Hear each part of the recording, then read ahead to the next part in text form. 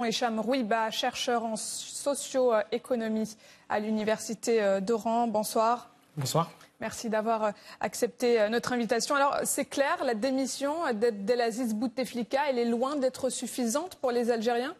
C'est certain. Enfin, il faudrait juste voir le nombre d'Algériens qui sont sortis dans les rues. Et ils sont encore par millions, paraît-il plus que les vendredis précédents. Et vous avez surtout plus que le corps électoral qui est dans les rues, donc ce qui signifie clairement, même si les élections seront maintenues, des élections qui sont caduques, hein, bien évidemment, il n'y aura personne qui va voter. Enfin, je m'interroge quelles sont les personnes qui vont éventuellement se rendre aux rues. Vous dites que les élections seront caduques ? C'est à l'évidence, l'article 102 a été appliqué dans un contexte qui était complètement inapproprié, c'est-à-dire que ça devrait l'être avant 2019. Le 102 qui a permis la destitution d'Abdelaziz Bouteflika. Effectivement, donc l'état de santé de l'ex-président a été constaté depuis des années, depuis 2013. Donc pourquoi attendre jusqu'au 22 février pardon, pour voir des millions de personnes dans les rues et puis l'appliquer, en plus l'appliquer sous les ordres du chef de l'état-major. Et donc les Algériens n'y croient plus. Là, ce qu'ils demandent les Algériens, c'est d'appliquer plutôt l'article 7 et 8 qui parle de la souveraineté du peuple. Là, parce que le peuple demande ce qu'on dit en arabe dialectal en Algérie, c'est-à-dire qu'ils dégagent tous pour désigner par nous-mêmes un gouvernement transitoire. Pourquoi pas une constitution de transition aussi, qu'on pourra en discuter. Moi, il y a un truc que je ne comprends pas, c'est pourquoi est-ce qu'on continue à manifester, qu'on n'attend pas ce scrutin du 4 juillet. Vous dites que le peuple doit être souverain, il peut se montrer souverain en votant, en allant aux urnes le 4 juillet. Mais madame, c'est que vous, peut-être, vous n'avez pas en fait suivi les contestations de l'intérieur, parce qu'il n'y a pas assez de médiatisation en Algérie. Les chaînes publiques sont un peu censurent le fond des questions. Les chaînes privées, pour la plupart, sont aussi dominées par le pouvoir en place. Mais les Algériens ne veulent pas du président d'Assemblée par intérim, parce qu'ils le considèrent du même clan. Oui, mais il fait partie du même clan. C'est-à-dire qu'il a toujours été là.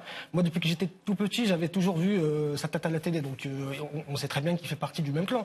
Et du coup, toutes les personnes qui ont été mises en place aussi, Premier ministre, etc., enfin, j'ai pas envie de les nommer, et elles ne sont pas légitimes, ces personnes-là. Donc, bien évidemment, le peuple demande à ce qu'ils partent tous, qu'on désigne par nous-mêmes un gouvernement transitoire.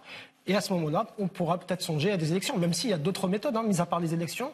Vous savez qu'en Algérie, on a ce qu'on appelle l'wilaya, c'est ce qui est l'équivalent en fait des divisions administratives. Un wali, c'est l'équivalent d'un préfet en France, et il est désigné par en haut, c'est-à-dire il est désigné par le gouvernement, par le président. Mais on peut le faire par nous-mêmes, désigné d'en bas, c'est-à-dire que les citoyens désignent le wali, c'est-à-dire l'équivalent du préfet, par chaque région, et peut-être limiter le pouvoir du président. Il y a d'autres moyens, d'autres approches politiques, et ne pas se contenter d'importer des modèles démocratiques de l'extérieur. Je pense que l'Algérie doit créer son propre modèle démocratique, et les Algériens sont en train de débattre sur ça en ce moment. Moi, ce que j'ai observé sur le terrain, c'est qu'on a de plus en plus de tables, ce qu'on appelle les tables rondes constituantes, c'est-à-dire on parle de la Constitution, on est en train de débattre comment on va la réécrire, parce que les citoyens sont de plus en plus vigilants pour ne pas se faire avoir comme en 2008-2009 avec la modification, la violation de la Constitution. Donc là, les gens sont de plus en plus conscients. Ils sont politisés, ce qui n'était pas le cas depuis X temps, depuis 15 ans. Enfin, depuis le troisième mandat de Bouteflika, les Algériens ont perdu confiance, donc ne suivent plus la politique. Là, en ce moment, on est de plus en plus politisés. Il y a des rassemblements des artistes à Alger, par exemple, qui devraient être extrapolés sur d'autres villes, sur d'autres tranches sociales. Il y a des rassemblements aussi de débats à Constantine. Moi, dans ma ville, à Béjaïa, on a des tables rondes constituantes. Donc, on parle de la Constitution, on essaie de l'écrire nous-mêmes pour se préparer justement à cette phase de transition. Vous dites, nous les Algériens, on souhaite une nouvelle forme de démocratie, un nouveau modèle. Ça ne se fait pas facilement. Est-ce qu'on peut craindre une flambée des violences ? Bon, moi, je ne vois pas le fait de corrélation entre la violence et un nouveau modèle démocratique. Ce n'est pas contradictoire, ce n'est pas du tout à l'opposé. Lorsqu'on sait qu'il y a des démocraties qui ont régné pendant, qui ont même était efficace pendant 250 ans, à l'image de la démocratie athénienne par exemple, qui a fonctionné sur le tirage au sort. Il y a des principes à en tirer. Donc l'élection, par définition, elle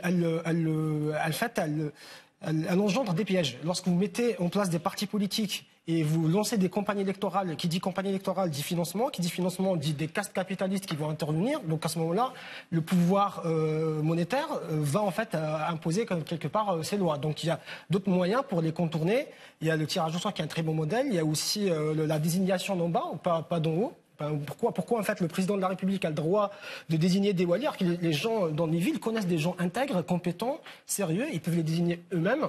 Il y a d'autres moyens. Enfin, la justice fonctionne aussi par tirage au sort, par exemple. On peut le faire via des élections présidentielles, via des élections législatives, des élections communales, municipales. Ça n'a pas fonctionné, madame, depuis 58 ans en Algérie. Ça n'a pas fonctionné. Donc, si pour retomber dans le même modèle, après, je ne parle pas au nom des Algériens, hein, je parle de ce que j'observe sur le terrain, de ce que les gens de ma région réclament en général, et on est plus ou moins d'accord d'importer quelques principes démocratiques étrangers, il n'y a pas de problème, mais d'intégrer d'autres modèles qui sont propres à nous, qui sont tirés de plus en plus de la démocratie directe, participative, pardon. Donc il y a d'autres moyens. Pourquoi en fait reproduire les mêmes modèles qui ont déjà échoué? Vous dites par tirage au sort, mais c'est pas dangereux un peu? C'est un coup de poker, ça veut dire? Pourquoi, madame, avec les juges, on le fait? En France, dans les pays nordiques, on le fait. Les juges sont tirés au sort sur certains sujets. Pourquoi, en fait, on ne pourrait pas tirer au sort des gens compétents qu'on avait présélectionnés au préalable? Mais bien évidemment, vous imaginez que la liste sera très longue. Donc, on pourra tirer parmi les compétents qu'on avait choisis par nous-mêmes, tirer au sort au niveau communal, au niveau régional. Après, pour les présidentielles, bien évidemment, on peut garder les élections. Mais c'est une manière aussi de limiter les pouvoirs du président et de donner plus la chance aux citoyens. Moi, personnellement, ce que je réclame, c'est au moins, si on aura des élections, c'est d'intégrer le vote blanc, qui est la base de la démocratie. Si on comptabilise le vote blanc comme étant un vote nul, ça ne va pas servir à grand-chose. Les deux en fait, référendums, à la fois référendum révocatoire et abrogatoire, si on a une loi qui est abusive ou en fait pas efficace, on pourra en fait l'enlever. Pareil pour les élus, si on a un élu qui nous a trahis, on n'est pas obligé de l'attendre pendant 5 ans. On pourra en fait le révoquer. Donc il y a d'autres moyens. Ça sera le mot de la fin, Hicham Rouiba. Merci d'avoir répondu à nos questions. Je rappelle que vous êtes chercheur en socio-économie à l'Université d'Oran.